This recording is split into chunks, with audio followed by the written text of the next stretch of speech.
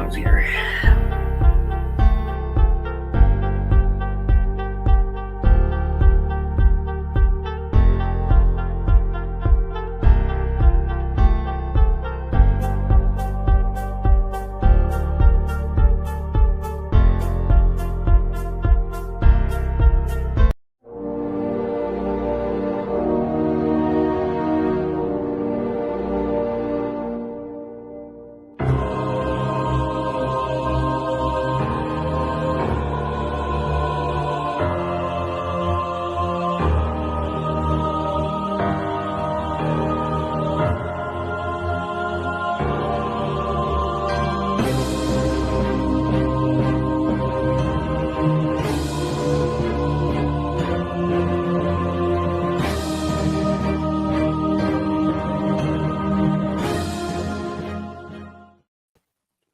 Good evening and welcome to Loud Nerdy on a Tuesday night. My name is JW Colwell. I'm joined, as always, by my good friends Kyle Defina and Jerry Kamora. How you boys doing? What's up? I'm good. Doing well. If you like the content, please like and subscribe to our YouTube channel, our Facebook page, also Instagram. We're all over the place. Find a place to find us. Find a place to watch us. Find a place to love us. Good evening, all. Good evening, Joe Ridgely. How you doing, buddy? Good to have you with us. Yes, the Grand Poobah has arrived. Good evening, friends. Still snowed in. My mailman is working from home. He calls and reads me my bills. That's a quality mailman joke. Sorry to hear you're snowed in, but you are in Canada. At some point, the Canadian Post, You get snowed Just out. like here, we complain, but we choose to live here. Yes. I don't understand the What are you agreeing? What are you agreeing to, JW? You ran for the hills like 10 years ago, at least. Right. I live in a backward state, but now he's in hurricane country. Yeah, I'm in hurricane country, and you can't shovel sunshine. I'd much rather it be warmer and get 3 weeks of cold a year, and it's perfect. You put on a hoodie, and then that's all you need. It was a little chilly last night while watching the Hi, boys. Magic Kingdom. Hello, Raven. It's only 6 degrees here right now. It's not that bad. Fuck that. It's a balmy 12 degrees here in Scranton, Jerry. You should move on to the city. I know, right? I'll wear a tank top. I do like that it's 6 degrees for 10 miles. It always is. You hit 435 and you put your hand out the window and you can feel the difference. Right? Going into Elmhurst, your hand freezes like Snowpiercer. Yeah, Nightmare on Elmhurst with Jerry Kamora. Nightmare on Elmhurst Boulevard. Ooh. one of the ghost stories from northeastern PA. The boulevard, right? You go to the one section of the boulevard in Scranton, and you flash your lights 3 times, and the dead hooker's supposed to come out, get in your car. Negative 14 here, and almost got 3. Oh, it is Scranton. I mean, they look. Is it negative 14 Celsius or Fahrenheit? That's the question, though, Ken. We don't do the metric system. Yeah. We almost got 3 feet of snow in 2 days. Are you broadcasting from Disney? No, he's home. Oh, I am not. I am home. He's been in Disney the last couple of days. We have a bunch of people that are down here. It's really funny. Everybody got, like, Bill Gadavakis, frequent contributor to the show, is also in Disney this week. We were texting. We were trying to find a time to meet up because we were in Epcot on the same day, but just different parts of it, and and what happens? Yeah, it's really hard. Epcot's huge too. Kyle doesn't know what a showpiece is, Jerry. I think he was saying Snowpiercer. You were saying Snowpiercer. It's going to be a long night. Okay. I know what a codpiece is. How about you, Jerry? Do you know what a codpiece is? Everybody knows what a codpiece is. We've all seen Batman Returns. Celsius. 14 degrees Celsius. I don't even know what that is. Well, okay, wait. What's that equate to? So it's 14 degrees Celsius, negative 14 degrees Celsius. They go from the 0, right? Yeah. So it's probably 32 minus 14 would be the way to go? No. So it's like... 32 degrees is freezing, but in 14 Celsius, degrees Celsius is 57. how much do you pay a ghost, or is it a free dead hooker? I don't know. I know that was the story because one of the things you did as a North Pocono teenager was what was it? It's 28. 6.8 degrees. 6.8 degrees. There we go. Well, he's about what Jerry is. Yep. So how much do you pay ghost, or is it a free? Okay, so here's the thing. Every North Pocono teenager is driven home from Scranton, the boulevard, the Elmhurst Boulevard way, right? And it just became one of those things. It's just a really spooky road that leads to the middle of nowhere. Snowpiercer. Okay, Autocorrect. Autocorrect. You'll never have our freedom. It's 7. No, not 6.8. It's 6.8. It's 6.8. We're trying to get it right here. We're being very careful. It's warmer there than it is. He just has one. Okay, so first news of the weekend. This movie did very well. People are trying to make it seem like it didn't do well. This guy was in it. He's pretty cool. He's not in the whole movie. So again, people are upset. These two are in it for most of the movie. I'm not upset because I like Harrison Ford. And then, I don't know, people are a little bit upset that we have a black Captain America. So that's always going to be the case. And we move on and we try to figure everything out. I did not hate it. It's a pretty good movie. Harrison Ford makes it for me. Don't have any copies, but I have some Speedos. Wonder where those from all the Canadians of vacation here, Ken. Just now I'm picturing originally in Speedos. I hope he's more trimmed down below than he is on his face. Or else those Speedos can be really scary. What if he's got a crotch jungle as well as a face covering up a shag rug? Jesus Christ. Becomes a bad 70s porno. Boring Falcon movie. Wasn't boring. I didn't think it was boring. Anyway. I thought he was still talking about him in Speedos. That would be a boring Falcon movie. I don't want to see that bird at all. Okay, I give it a B. Mackie was great. I thought Harrison Ford was great too. It's not meant to cure cancer. It's just it. And here's the thing. I think the main concern for people, and I'm going to say that. Stop. Where are we going with it? Get that off my screen. Get that wacky comment. I think what's interesting is when Ant-Man Quantumania got God Pounders. I have pictures. Taint that the truth? What the fuck is going on tonight? What happened? Where did we go wrong? Anyway.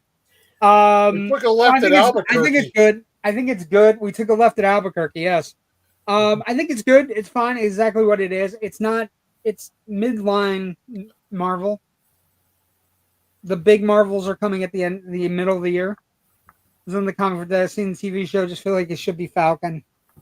We can't be Falcon if we don't have a Captain America. So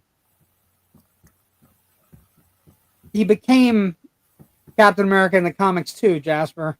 Anyway, it's not a bad movie. I thought it was fun. The Hulk stuff is great. The Red Hulk stuff is great. It's a great 10-minute sequence. Yes. Thank you, Raven. Joaquin is Phoenix now. Exactly. It's Falcon now. Joaquin is Phoenix now. That was amazing. Falcon, no, that was incredible. Damn it. That's the kind of stuff I do. That's amazing. But I don't hate it. I think it's a fine movie. It's okay. What part was that in the movie? Jesus Christ. Ridgely's Speedo stuff that's gonna trend. This is terrible. We gotta get off this. Anyway. Talk about Red Hulk. Talk about Red Hulk. This movie also opened this weekend. I don't know if you guys like Paddington. I like Paddington movies. It did fine. It did $13 million, about $13 million. It has already grossed $100 million worldwide, so it doesn't need to make a ton of money in the States. And then the big news of the weekend, and this is something Jerry can talk about. Hard Eyes in its second weekend grossed more than it did in its first weekend, which, if you know anything at all about films, it is very hard for horror films to not fall into the ground. So Hard Eyes, opened on the 7th, positioned that it could get some good word of mouth, and then for the Valentine's Day week, it's doing very well. It cost about $17 million to make. It's already grossed $21 million. And I think, Jerry, people have heard me talk about it already. I do have this that were passed out at my theater. We have Hard Eyes Valentine's, which I think is hilarious. Stay safe, stay single. Romance is dead. And mark yourself as single on Valentine's Day. A lot of word of mouth. It was all good word of mouth. Jerry, you've seen it. Let's talk. You like horror films. You like slashers. Was I wrong in my assessment, or is it a pretty great, fun little movie? No, it was good. I think when you first started talking about it and you said the kills are interesting, that is true.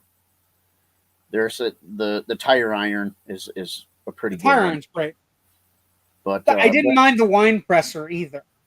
It's interesting how they tried to make it like a sort of a romantic comedy. A meet cute romantic comedy Meets slasher, right? Yeah, because they're they not kept turning back and they're like, we're not dating, like stuff like that. Like, it was interesting. Why are you picking on us? We don't even like each other. Yeah. They do meet cute, and like I said, if it was just a romantic comedy, the leads have chemistry, so that works. And then the kills are pretty fun, and it's the movie takes the killer very seriously, right? Like, he's on news reports. It's not like something where we don't know anything about Michael Myers, right? It's like, hey, if he's coming to your town this holiday, you should stay the fuck home. And even if you stay home, you might not live. So, the beginning had a pretty good hook to it too, right? Yeah. Yes. It brought you in to be interested in what was going on. Yeah. The first vignette is pretty cool. It's an obnoxious couple getting engaged that want everything for TikTok available. New Led Zeppelin doc in the theater is pretty amazing. Yeah, that's doing pretty well too. It's called Becoming Led Zeppelin. For a documentary, it's doing pretty well. But yeah, we also had a movie called Ninja 2, which is a Chinese folklore animated movie that has grossed $1.6 billion before it got to anywhere out of China. So in China, it's grossed $1.6 billion. So it's literally in the running for the biggest movie of 2025. It only played a week and a half, and it's grossed $1.6 billion, if you believe any numbers coming out of China. But it grossed $7 million here. So the numbers on it are astronomical, like crazy. So you haven't seen Humane, though, right? Right. I have not seen Humane. Let's talk about Humane. What is Humane, and why should people look for it? Humane is basically a spin on the population's too high. So you sign up and volunteer to basically get an injection and pass away, but not before you settle all your affairs and leave your estate behind. And this one family gets caught in this whole big disaster with it. I don't want to get into too many details if people didn't see it, but the acting was pretty good. The character Bob, who's in it, was like, he's part of the government that comes into Enrico Colantoni, if you will. Like, that dude was pretty funny, but I dug it. David Cronenberg's daughter directed it. He's from Veronica Mars. He's Veronica Mars's dad, and Just Shoot Me. So yeah, he's a pretty good actor. He played a good role in this movie. Jay Baruchel, Emily Hampshire, Peter Gallagher, Enrico Colantoni, and it's directed by Cronenberg's daughter, huh? Caitlin Cronenberg, yep. Yeah, so Is it very much an apple has not fallen far from the tree? There's elements. There's elements, but if I were to watch it standalone and not know, I probably wouldn't have really compared it to one of his as much. But when Okay. you know that it's him, then you're like, okay, maybe this part, I could see She looks, the colors, the cameras, you yeah, start she looks a to piece little it bit like together. her. She looks like her old man a little bit. Yeah, you start to piece it together a little bit after you find out, Yeah. Well, she started out as a photographer and then basically got hired by Apple to do a shot on iPhone campaign that was created specifically for Canada. Hi, Ken. And then basically she just kind of grew into it. And Yeah, I then mean, I didn't pay attention to the opening credits, so I really didn't see who was in directed it. in 2021, Until after. Caitlin Cronenberg directed shot a movie called The Death of David Cronenberg, a 1-minute short film starring her father as the titular character himself, and also the writer. The short was offered as an NFT at Super Rare for auction. It was subsequently released on September 19th, 2021. She's been on a lot of things, and then she just announced that she's director of the thriller Humane. So, interesting. Fun. Yeah, I mean, box office has been kind of weird, but as we're progressing through things, Captain America is probably going to gross another 12 million today, so it'll be at like 100 million domestic, and by the end of this week, it'll pass 200 million dollars. Now, for people saying it needs to make a boatload of money or it'll flop, it's about $70 million cheaper than the 3 movies that didn't do well: Eternals, Marvels, and Ant-Man Quantumania. So it's about $70 million cheaper. And Rich had a really good thing last night where we were talking, and he basically said part of the issue with Brave New World that people might notice, you can see the stitches on it where it was pieced back together from the different things. And Rich was talking about it last night, the amount of shit that particular movie went through, from COVID to rewrites to Bob Chapek being fired and ousted at Disney, to all the different things that movie went through, as well as losing Jonathan Majors as a heavy and all the different things. Kyle, Missy, and Hunter took lives in their hands to fly back and forth and all over when planes are dropping from the sky and landing upside down. Shaking my head, define anxiety. Yeah, it's an interesting time. Fun times. This was in the news today. Time. What was that? It's an algorithm time. All of a sudden, you're hearing about all of them in the news. Well, I mean, I don't know how the one guy controls the algorithms, Jerry. The guy controls the algorithms. Anyway, do you think Disney will take a tax credit to scrap Snow White? No. Posters are already up. Absolutely not. Plus, I mean, and this is going to sound weird, no matter how much bad press Snow White gets, it's still Snow White. And you're going to get people to go see Snow White. It's the only major movie that's opening in March. Unless you count like Mickey 17. So, one, there are not a lot of kids' films. Although we did see Dogman. Very fun. Irreverent. Silly. Goofy. HBO made it très chic to take tax write-offs. Yeah, but the guy running HBO is not the guy running Disney. Iger really likes artists. He likes being able to go back to the well and find people. Hi, guys. Hi, Missy. So I don't think they'll take a tax write-off on Snow White. The other thing about it is not a lot of kids movies. So anything in a desert, people will go see.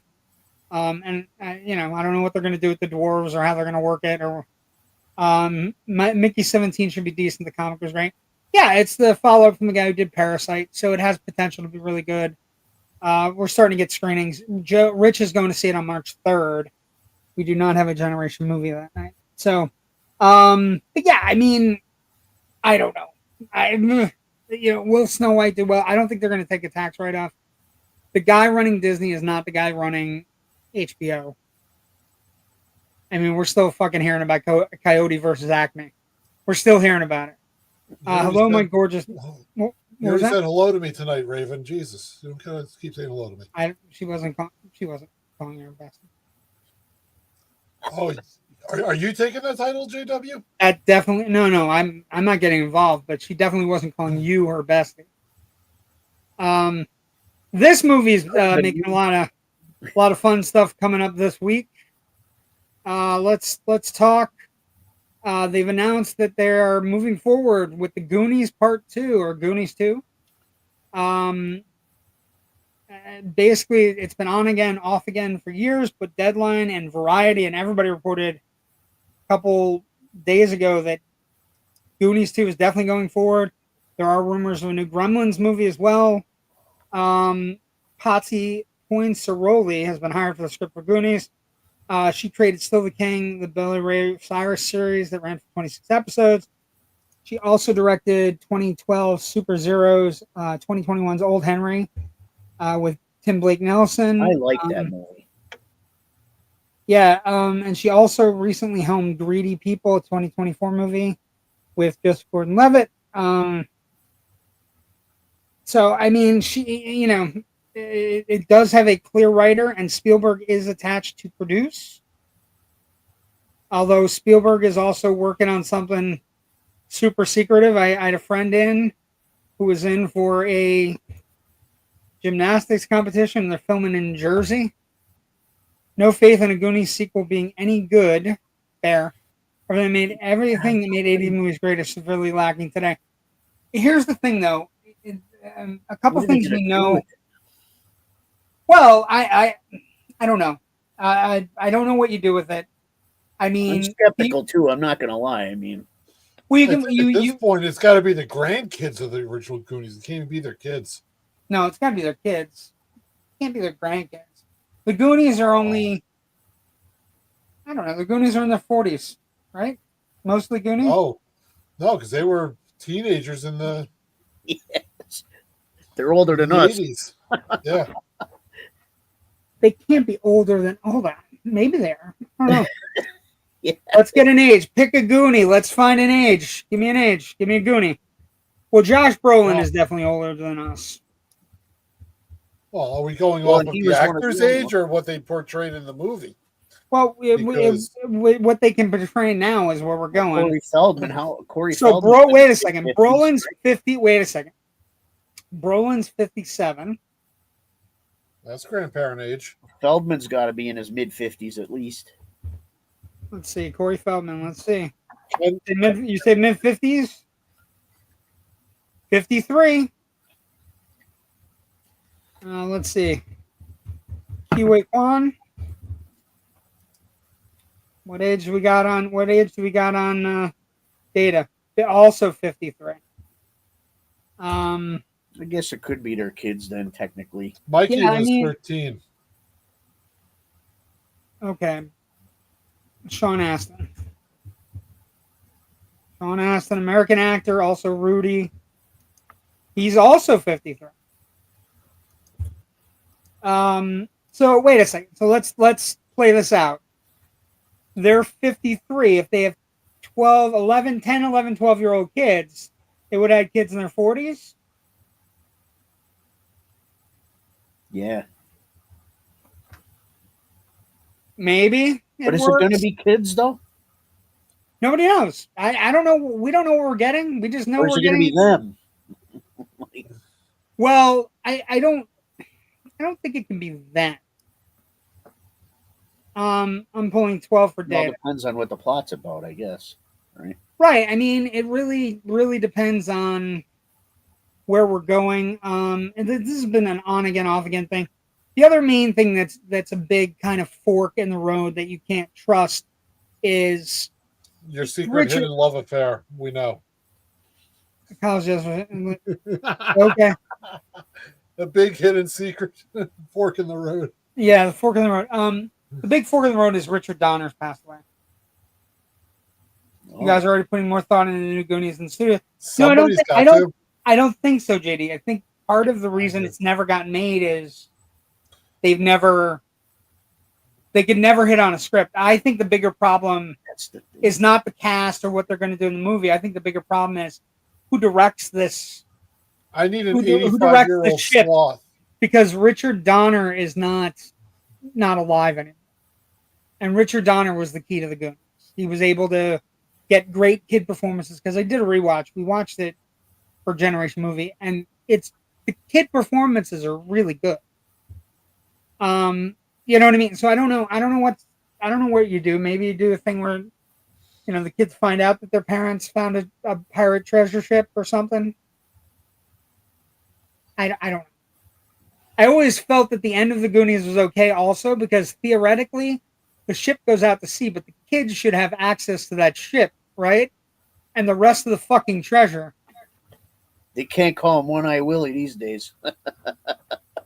Well, they won't get that past anything. I was watching that going, well, that's the thing about, I think that's what JD is saying. The way things were made in the 80s, there was always a special... Something for the adults. Something for the adults, something for the kids, Goonies, but they're all Peter Dinklage. No. Well, I just think we just got canceled for reading that one. Why? What, One-Eyed Willie? Yeah, let's go with One-Eyed Willie. Well, no, the Dinklage thing, Goonies, but they're all Peter Dinklage. We get canceled for that. Probably. You could get Warwick Davis too. It's not even a good idea. Like Dinklage, I don't think Dinklage would do it. Anyway, this is also something we need to talk about. This got dropped yesterday. This is Matt Damon. This is Matt Damon playing Odysseus. This is Matt Damon playing Odysseus in the Odyssey movie that is Christopher Nolan's next film. That is all of a sudden making. We haven't even gotten through 2025 yet. 2026 movies, by the way, looking crazy. There's a lot of movies about Odysseus. There are. But this is one by Christopher Nolan that just announced its date. July 17th, 2026. For fans of Christopher Nolan, that is a good day for him. He opens mid-July and he crushes box office till mid-August. Every one of his movies, even during COVID, his movie did well. Tenet did better than anticipated, with people worried about their health still going to the movies to see his shit. So, Oppenheimer opened against Barbie in July. So, I don't know. I don't know what we're going to get with this movie, but, one of the things that came out about it this week was they're filming on location in Greece, in all the places where the Odyssey takes place. You may get canceled for not reading my comments, laugh out loud.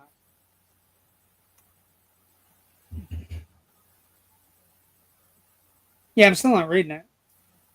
I'm good. But he won't read mine. No, I'm good.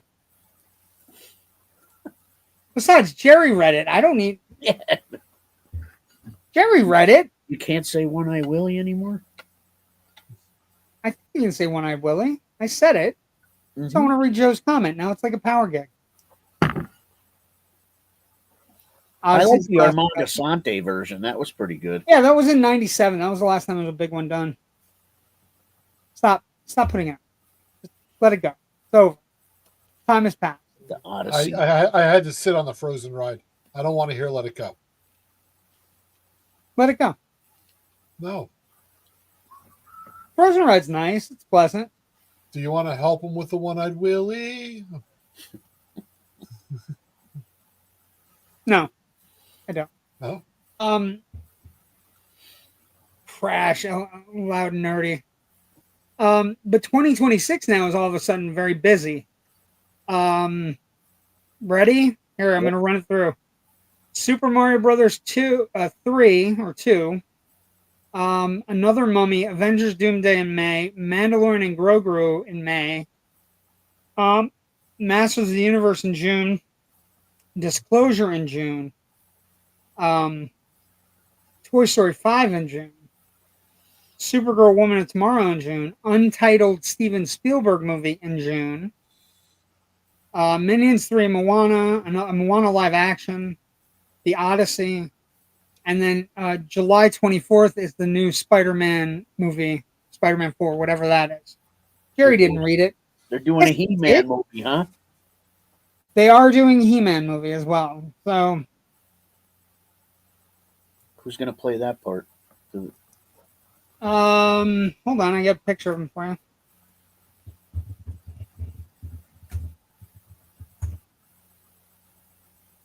Mm-hmm.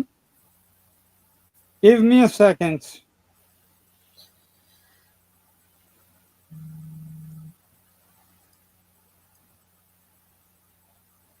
I wonder how a He-Man movie will do these days, though.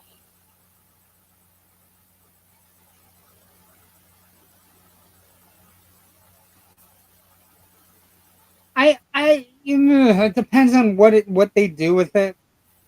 Like, I think, I guess one of the things they're talking about is that one of the things that already is problematic is that apparently they are on Earth again. Which I don't know. I think He-Man's one of those shows where you're like, can't we just go to Eternia? Like, why do we have to do everything on Earth? Yeah. You know what I mean? Like, the first one that they made was on, okay, so we got a side by side for you, Jerry. Are they ruining your childhood is the question. There we go. Ready?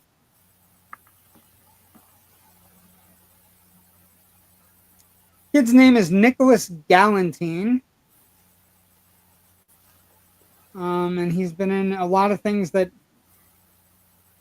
Galatzine. So you'll also notice in the picture is the Jared Leto movie Skeletor movie Dead Already. I don't know. We'll see what happens. So it's a modern take on He-Man? Well, I don't think it's a modern take. I just think it's another thing where they're here trying to find something on Earth, and that's a still from the movie, I'm guessing, right? That is a still from the movie. If you see the cop is holding this sword of power, which looks great.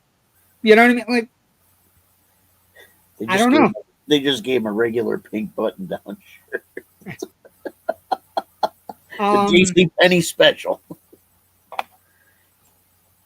Anyway. Our version is quite different from the original animation, in which we all agree was camp, but in its own right worked so well for the time.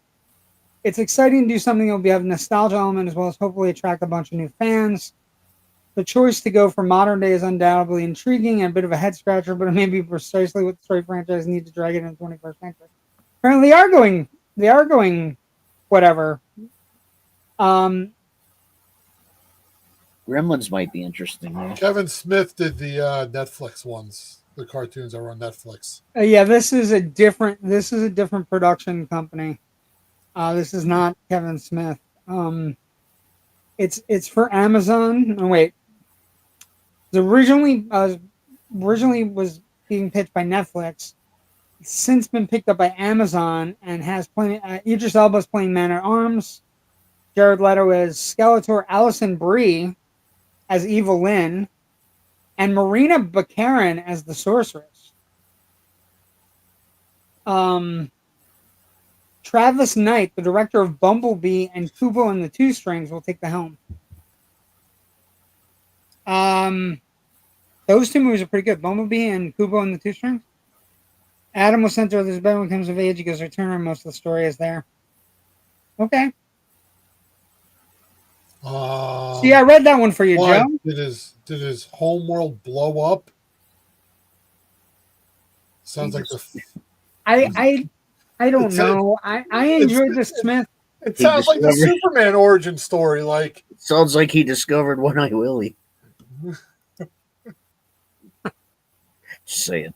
I had to bring it back for a second. We're going down a. The joke was there. I had to do it. Anyway, what's next? Anywho, moving on. Wait a minute. So it's a one-eyed Willie and a brush fire and a Speedo? Other things coming out in 2026. Ready? Yep. Mutant Mayhem Ninja Turtle sequel. A new Jordan Peele movie. Let's see. Chronicles of Narnia from Greta Gerwig. A Jumanji sequel. Wait a minute. So now it's He-Man is Star-Lord? How many Jumanjis are there now? This will be, let's see, 3 or 4. There's first Jumanji, reboot, sequel, the 4th movie. The one that doesn't look great in December, we get an Ice Age sequel, Ice Age 6, and then December 25th of 2026, we get Werewolf from Robert Eggers. So, but yeah, lots of 2026 is already shaping up to be crazy. I'm curious about Gremlins.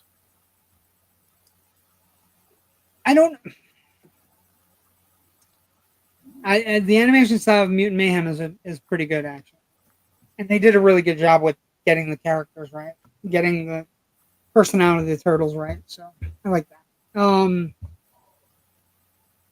What else? Kyle,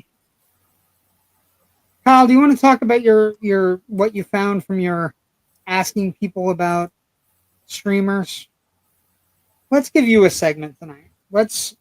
You want to give me a segment? Oh, jeez. Let's change up. Let's figure something out. Well, this goes back to the first time when JW was doing the show on his own, and he asked me to come on. I put up a poll about streaming services about 2 years ago that people liked and didn't like. So I figured we revisit it, and I honestly don't remember what it was 2 years ago what people liked and didn't like. I think Max was never really liked by many, but Max is disliked because the person running Max is a big tool bag. I remember seeing a lot of hate for Netflix on this recent one. I think the hate for Netflix is a real thing because they keep raising prices, and as far as I can tell, I mean, I get maybe my wife and my aunts and people in the house watch Netflix religiously, but I don't. I mean, aside from Raw, right? I watched what's it called on Netflix? That Almost Pregnant with that new Amy Schumer movie. Yeah. On a flight home today, because Netflix is one of the only streaming services that you don't have the highest tier. You can still download movies to a device. So that's why I keep it. But I'm like, how far did her career fall if she's doing Adam Sandler movies? She does tampon commercials, right? Well, I don't know. I think the thing about Netflix that intrigues me is that every time I look up, it's mostly foreign. They have the largest access to foreign stuff. Did you say Chronicles of Narnia? Yeah, I did. They're redoing the Chronicles of Narnia. Yeah, right. I thought Mutant Mayhem was excellent. Yeah, it was great. But here's the great part for Missy. Missy's gonna love this. It's Chronicles of Narnia. I know she's super excited, but here's the problem for Missy. Greta Gerwig is directing Chronicles of Narnia. We know she didn't like Barbie, so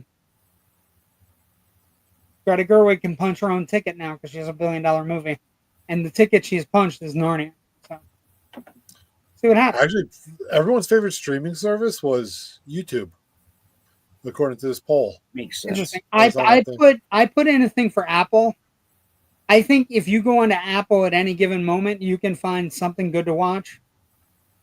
I picked Apple. I picked Apple because I think Like Apple, I watched The Gorge this past weekend. I forgot we didn't talk about that, but I like Anna Taylor-Joy. I like Miles Teller. Not the greatest of movies, but still fun. They play snipers on the opposite end of something called The Gorge, obviously from the title. One's from America, one's from Russia, and they don't have to keep anybody out of the gorge. They have to keep what's in the gorge, and it's not great. What's in the gorge? I'm gonna get caught up on Arcane, and I'm likely gonna cancel Netflix. I think the thing about Netflix is they have a lot of stuff, but it's all like how much. And I'm not saying it as a bad thing, but like, what 2 movies that I maybe was interested this year?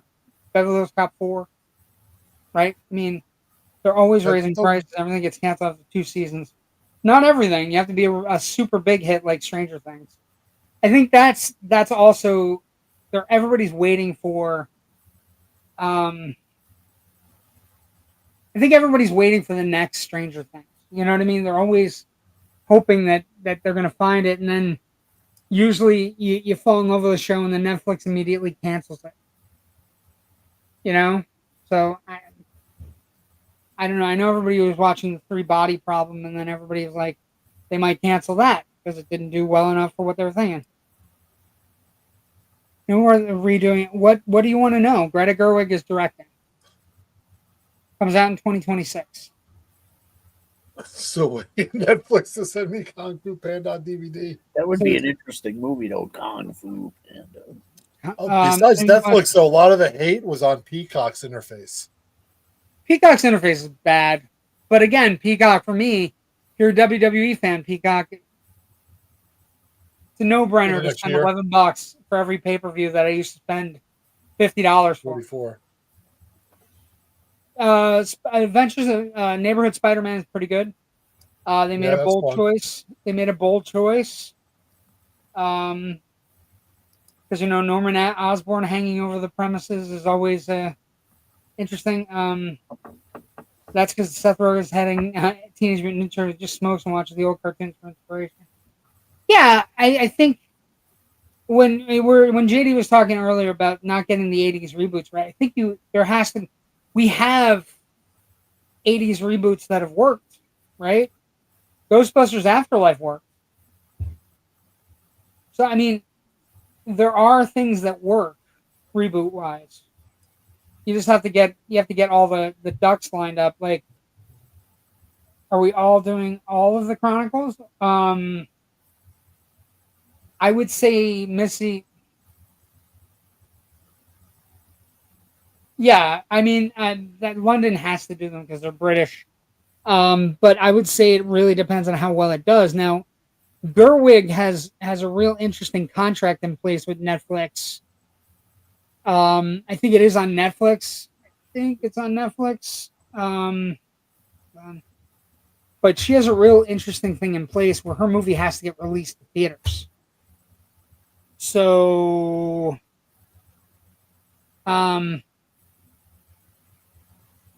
let's see. Rumors abound. Here we go. For Missy and her. Daisy Ridley is campaigning for a role. Let's see what else. It will all depend on whether it does well. Would be my guess. Whether we get all of them. But I think the plan is in place to get all of them. So. But like I said, the most interesting thing about that is her deal, which states that Netflix has to release it to IMAX theaters. They've signed an exclusive.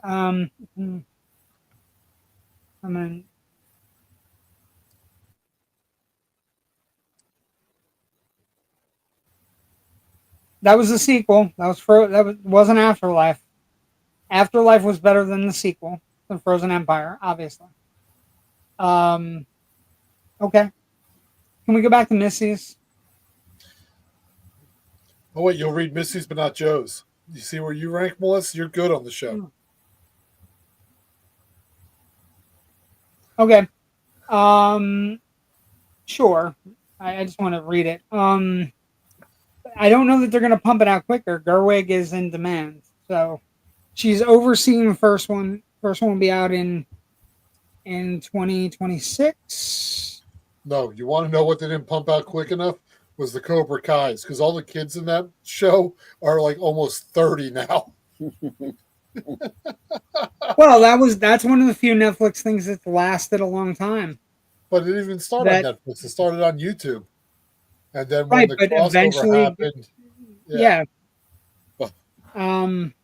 But those kids, look up their ages. It's hysterical.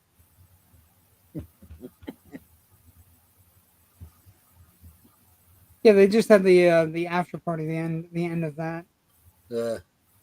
Speaking of Greta Gerwig, she's apparently also a writer on Snow White. So, interesting. Sure, we'll get a lot of fighting about that movie. I'm only a month away. Laugh out loud. Kyle is right. Oh wait. What about the kids? Do we have something that where she said you're right about something, Kyle? Do you want like that on a calendar? No, I'm good. Hit record. So yeah, the streaming services does pretty much stay the same. Again, I think if you look at Apple has a lot of good stuff on it. Shrinking, a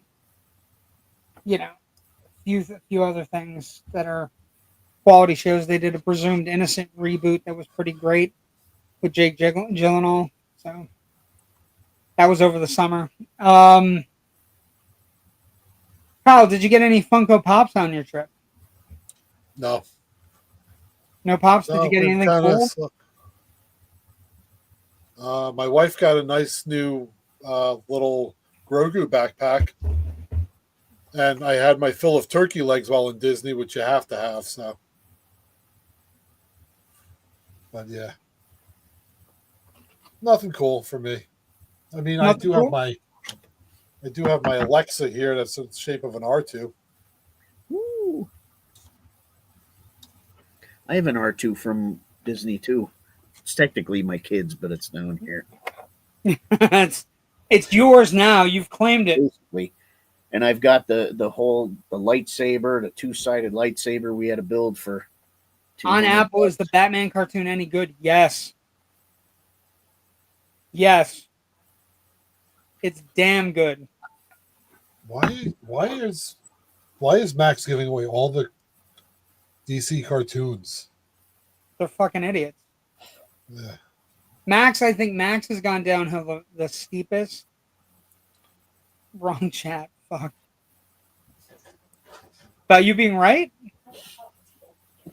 I don't know. Did Jamie Hill show up tonight? Well, we're still gonna do it, even if she's not here. Did I get something cool? I just got handed something that's pretty cool, actually. What'd you get? Because Epcot was the artist series. Oh, too early?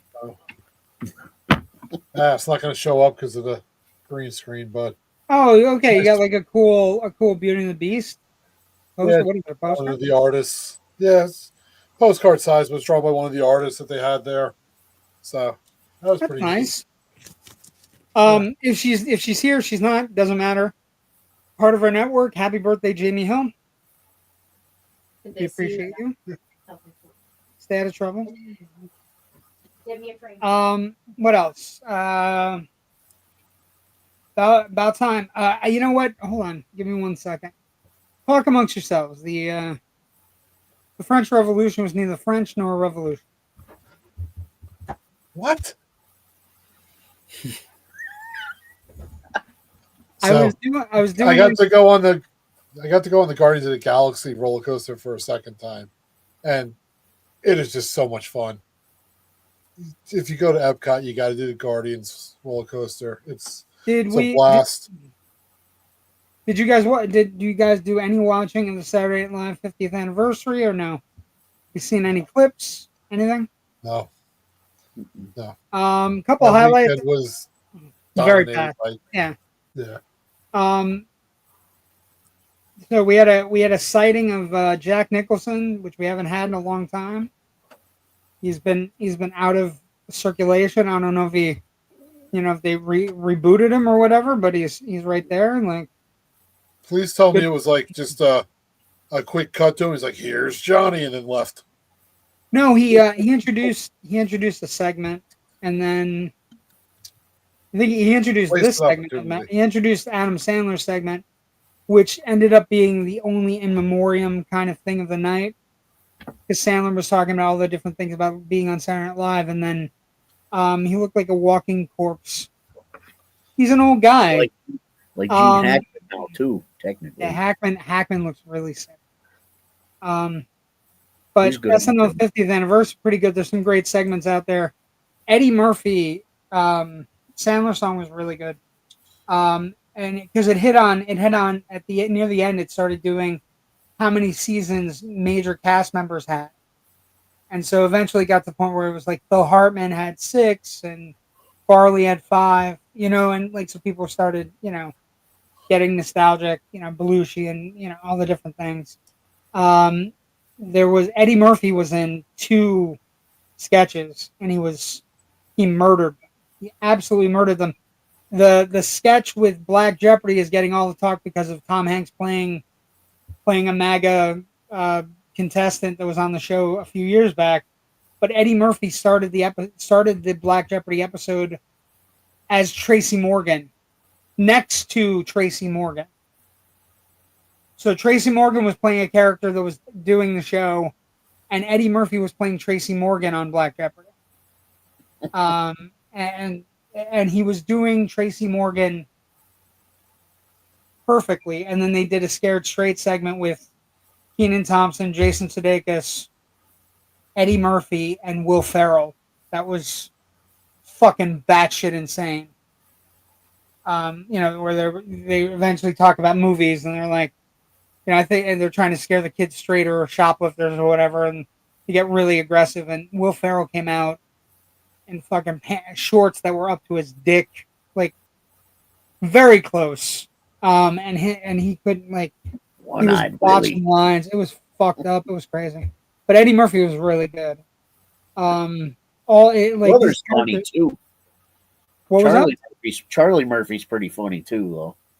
Weekend Update was also very fun. They had a whole Weekend Update, and basically, they had drunk girl you don't want to talk at a party, and then they had drunk uncle, and it became canon for SNL that those 2 characters have gotten married and are having a baby.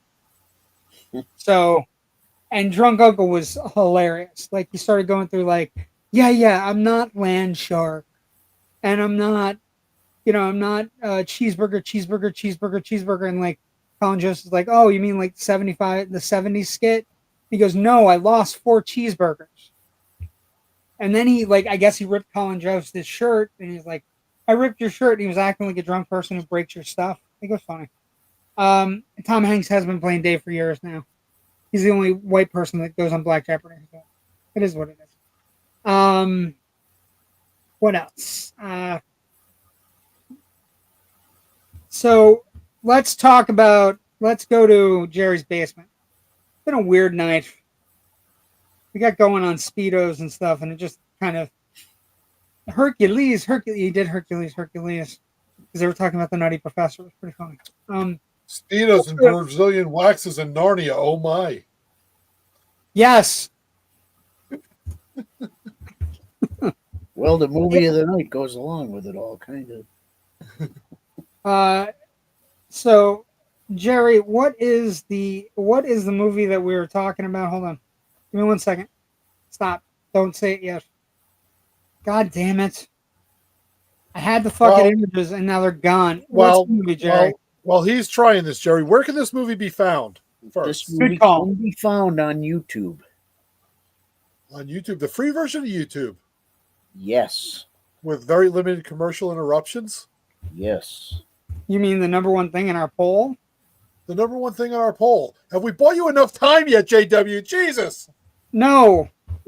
Yes, and if you download the Brave app and you get YouTube from that, there are no ads. Just saying.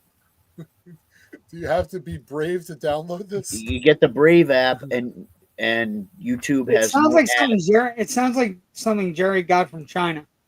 Well, I've been It's like, using it now in the car. I listen to music, commercial free. I don't need to hear Google ads. I know what Google is. fair. Also, there's a Chinese person that's coming into the country as Jerry Kamora.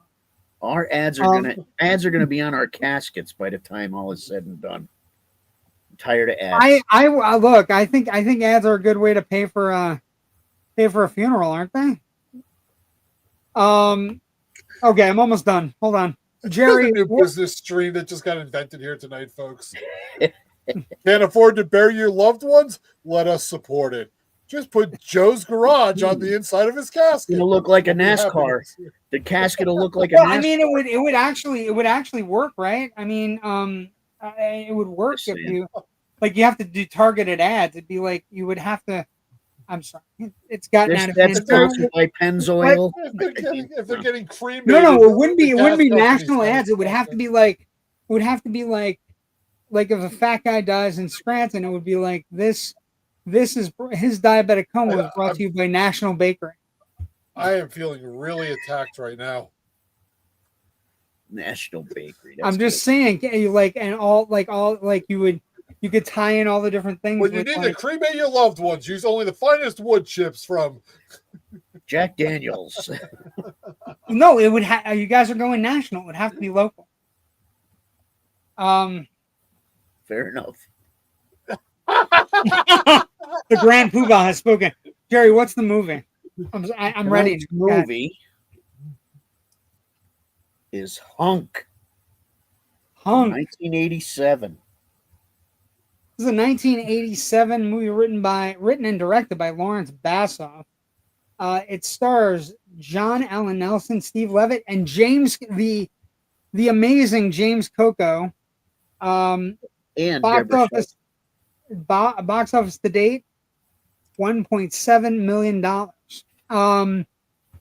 Tell us so this is basically the movie, right? It's basically about a guy. Well, Hunk is about Bradley Brinkman, who is a computer programmer. His boss sends him off to a beach resort to write a program, and he doesn't fit in. So suddenly, someone appears and makes him an offer he can't refuse and turns him into Hunk Golden, who the women can't refuse. This is a devil movie, right, Jerry? It's a devil movie, yes. James Coco plays Dr. D, who is also a devil, of course. And people can find this on YouTube, you were saying? Yes, sir. So he's a dork. He becomes a hunk. All in an effort, and probably at the end of the hour and 42 minutes, goes full circle. Finds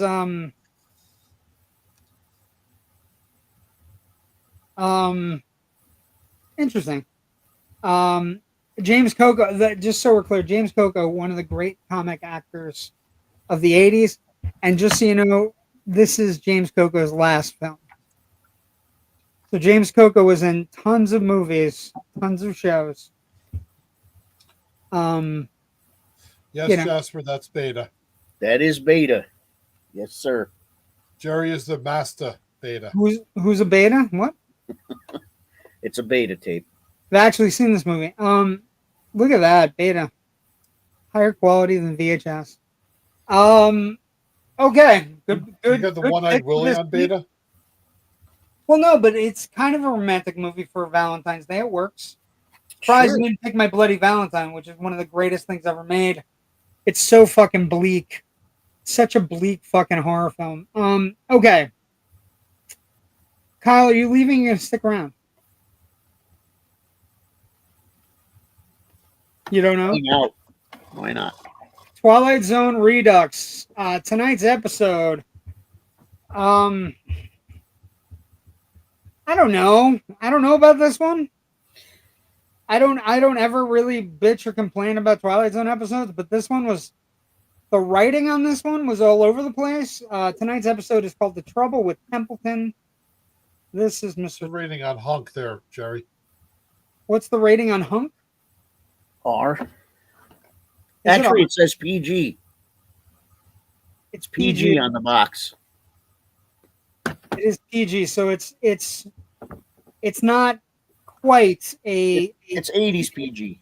It's 80s PG. So there might be boobs. Although I found out yesterday, you know what I found out yesterday, Jerry? Before we talk about Twilight Zone. We're doing Amadeus yesterday. The theatrical cut of Amadeus is PG. The director's cut of Amadeus is R-rated because of a single boob shot. True story. And the director's cut is the only version that will be available of Amadeus until next Tuesday when the theatrical cut gets its 4K release. True story. But tonight's episode is called "The Trouble with Templeton." Yeah. It's okay. He's an unlikable character. Well, he's just he's sad. Anyway, it's just okay. So this is the opening narration. Pleased to present for your consideration, Mr. Booth Templeton, serious and successful star of over 30 Broadway plays, who is not quite all right today. Yesterday and its memories is what he wants, and yesterday is what he'll get. Soon his years and his troubles will descend on him in an avalanche. In order not to be crushed, Mr. Booth Templeton will escape from his theater and his world and make his debut on another stage in another world that we call the Twilight Zone. So he's this Broadway actor. He's aged. His wife has passed away. The person that wrote his plays and the directors and his friends have all he's stayed alive while they've all passed away. He has a young wife that's clearly cheating on him. Even in the 60s, it's clear he's being cheated on. She has a young pool boy guy by the cabana, and he's watching out the window with his butler, and he's also taking pills for, I guess, his heart. I don't know. So but he's a famous actor on Broadway. He leaves to go to his show. He has a first rehearsal. He gets there and he basically there's a new director, and the new director is a fucking madman. Yeah, he is. He is a fucking dipshit, and this is what we're doing, and that's it. You don't like this it. This is what we're doing. I've been hired to direct, and you've been hired to act, and total dipshit. Not really what you want to see out of a major director. And so what happens is, Booth Templeton has what can easily be described as a breakdown. It seems like it's a breakdown, and he goes running out the door of the theater. And when he runs out the door of the theater, there's always people waiting. And he's in 1927. He's gone back 30 years. Ago. I remember him saying that. 30 years to the early days of his career. He's starring in a hot Broadway play, and the stagehand tells him it's 1927, that his wife stopped by and was meeting him at a speakeasy that's around the corner. And so he goes and he finds his wife, and she's young and she's eating steak and she's drinking in the speakeasy, and his playwright is there, his director friend, and everything seems okay, and he just tries to get her to leave. But she basically she tries to get her, and it's basically like, you have a drunk friend at a party and they don't want to leave and you want to leave, you become the bad guy in the situation. He gets smacked by his wife. She's drinking heavily, and the friend makes fun of him for being too old, and he's like, I don't like who you are. He said, I don't like who you are. And it's this is 10 minutes into the episode where he's been pining for his dead wife. Yeah, so it's weird. It's a weird. My first love. I loved her. She's my first love. I miss her. And so he grabs. She has a script on the table. He grabs it, puts it in his pocket, and runs out of the speakeasy after getting in a big fight with her. And then, as he's walking out of the speakeasy, everyone stops, and it's the best moment of the show, right? Yeah. Everyone stops fucking moving and just starts staring at him. This is his wife and the speakeasy. Yep, and then the scene goes dark, right? And the scene goes dark. Everybody, this is the exact scene. They all stop and they all watch him leave after she says, nobody wants you here. Nobody wants you in this. Nobody wants you here. And he takes it as nobody that she's sending him back. And it's just a chilling, everybody stops what they're doing as he leaves the establishment. And it's like a chilling kind of, they're all automatons. It's weird. But I agree, that was like the best part. That's the best part of the entire show. And so he runs back into the same door he ran into, and he finds himself back in the present. He's like, he's overheating or whatever. I didn't know where we were going. I thought maybe he was dying. I thought he could have a heart attack or blacked out or whatever. But that's not where it's going. He takes the script out, and the script reads, it's a play. It's titled What to Do When Booth Comes Back. And he basically figures out that the ghosts from his past weren't mocking him, but they had staged a performance in order for him to break free from his nostalgia and longing for his wife. Like the idea that she's letting him go. Get the hell out of here. Go live your life. And then he gets his confidence back. And he goes to the rehearsal. He asserts himself against the young director who really wants to work with him. Tells the producer to get the fuck out of his rehearsal. And then, he basically gets all the respect back in his command as a distinguished actor should get. And he's living in a present where he's going to have a theoretically a better future. He's probably going to go home and yell at the trophy wife who's fucking around on him and all these different things. The closing narration is Mr. Booth Templeton, who shared with most human beings the hunger to recapture past moments, the ones that soften with the years. But in his case, the characters of his past blocked him out and sent him back to his own time, which is where we find him now, Mr. Booth Templeton, who had a round-trip ticket into the Twilight Zone. Brian Ahern plays Booth Templeton. Sidney Pollack plays Arthur Willis, if it's anything. And so there's a couple things here. But this was the episode 45. It's episode 9 of season 2. So we're careening along. It's not a particularly memorable episode, but it's not a bad episode either. But it's not something where you go, if I come across it again, I didn't think it was terrible, but I watched it. It was. It's not like some of. It's not like. Yeah, it's not like some of the episodes where you watch them and you go, "I'm so glad I got to see this." Yes. Yeah, this one was like. This one is just okay, and it's okay, and I got it out of the way. It's got a weird script, and it's on to the next is where we're at. And the next, it's one of those episodes. If you're a completist, yes, right? And it's not that it's a bad episode. It's just it's not terrible, but we've had 3 or 4 bangers the last 5 weeks, right. And this one isn't a banger. It's just like a quiet meditation on a guy possibly having a nervous breakdown. It's what it looked like in the 60s. Would be my best way to describe it. The next episode is an episode called A Most Unusual Camera. And it is not a classic, but it is a very derivative episode. It's basically about a curio. A bunch of robbers break into a curio store and they steal a camera that takes a picture that predicts 5 minutes into the future. So... time travel. Watch The Outer Limits Vanishing Act of John Cryer. Cool. Someday. Excuse me. Okay. You have a show 228 at the Emmaus Theater. Is that the thing you sent me? Is it this?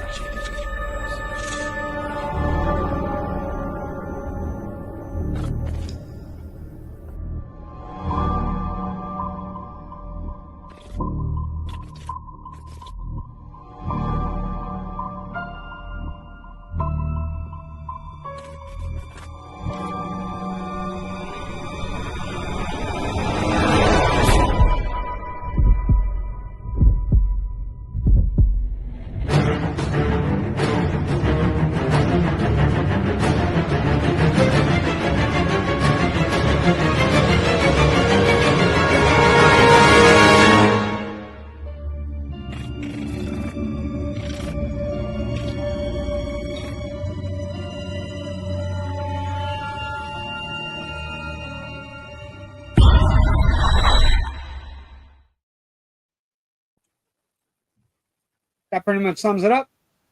Yeah. Cool. Come on out, do the time warp, see the mother of all movies. 2/28/25. Also, there is some urgency to this, right? Because everybody thinks they're pulling it, right? I got told they're not now over the weekend. So. Oh, interesting. Okay, well, there you go. Jerry, what about you? What do you got going on? Not too much. We had to cancel a show this past weekend because of Pennsylvania weather. That's about it. Fuck Pennsylvania weather. I feel closer after that.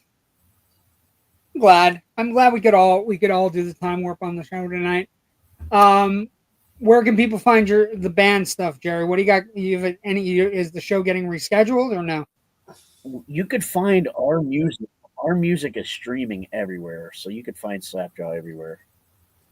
Cool. Basically. Where can I find it ad-free, since you don't like ads? Get the Brave app, download YouTube, and you don't have ads. And then you don't have ads. Trust me. Yes, we're trying to monetize. Don't like Van listen Damme says in all we of his want movies. Ads on YouTube. Trust me. We're trying to monetize, Jerry.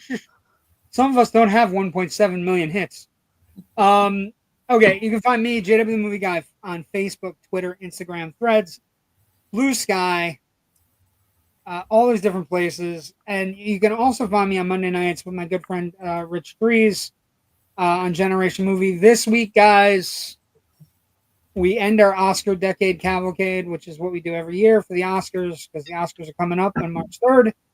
And this year's final Oscar Decade Cavalcade movie is from the 90s. And it is this movie right here, Schindler's List. Good movie. Great movie. Also one of the greatest years in the history of a director. Any director that can do Jurassic Park and Schindler's List in the same year gets my vote. He is my favorite director, so it doesn't really matter anyway.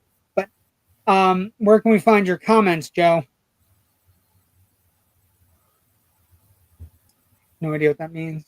All I know is when the show started, JW just says, I'm joined by my friends, Jerry and Kyle. But whenever he talks about his Monday night show, he's joined by his very good friend, Rich.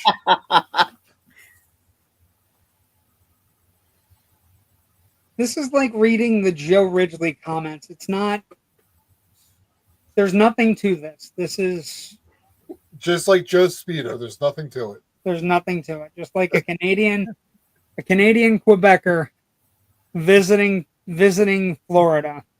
Thank you for joining us tonight. Everybody have a great week. Movies opening this week. Got The Monkey this week. You got good movies out there. Hard Eyes before it goes streaming. Can't recommend it enough. It's really fun. Companion just hit streaming today. Amazing. Companion, everybody should see. I have to check that one out. Don't read up on it. Just go in blind and get totally, see if you can figure it out before it happens. Nothing to it. Okay. See, I'm reading Joe's stuff. See? Thanks for joining us tonight. Everybody have a great night. We'll see everybody We'll see everybody next week on Loud and Nerdy, because if it's Tuesday night, it's loud, it's nerdy. We love y'all. Stay safe.